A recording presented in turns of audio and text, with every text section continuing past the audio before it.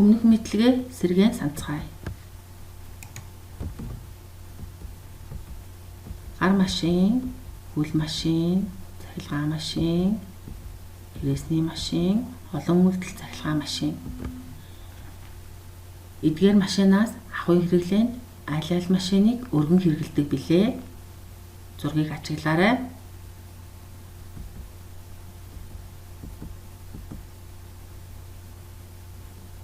Эдгээр машиныг ахуй хэрэглээнд голчлон хэрэглэдэг гэдгийг бид өмнөх хичээлээр үзсэн билээ.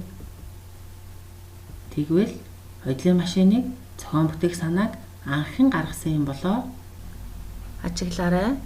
Хоёулын машиныг анх зохион бүтээх санааг Леонардо да Винчи гаргаж 18 дугаар зууны үед Англи улсад Че Висентил Т. Сант нар зохион бүтээжээ. 18-аас 19 дугаар зууны үед гар болон хөл машиныг өргөн хэрэглэж байсан бол 20-оос 21-р зуунд олон үйлдэл цахилгаан машиныг хэрэглэсээр байна.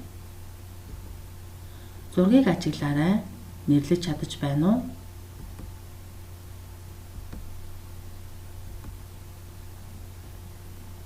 Өнөөдрийн хичээлээр хоёулын машины бүтэц зүйн аюулгүй ажиллагааны дүрмийг үзэж танилцсанаа.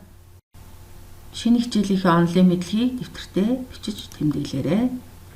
Хоёулын машины бүтэц нь толгойн хэсэг, их бие хэсэг, хөдөлгүүрийн хэсгээс бүрддэг.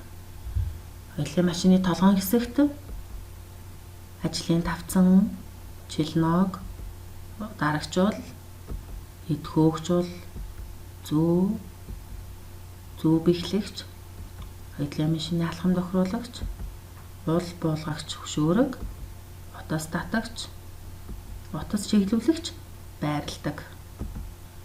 Тэгвэл их бие хэсэгт утас тогтоогч, их бие, хоёулын төрөл тохируулагч, оёдол бөхлөгч байрладаг байна.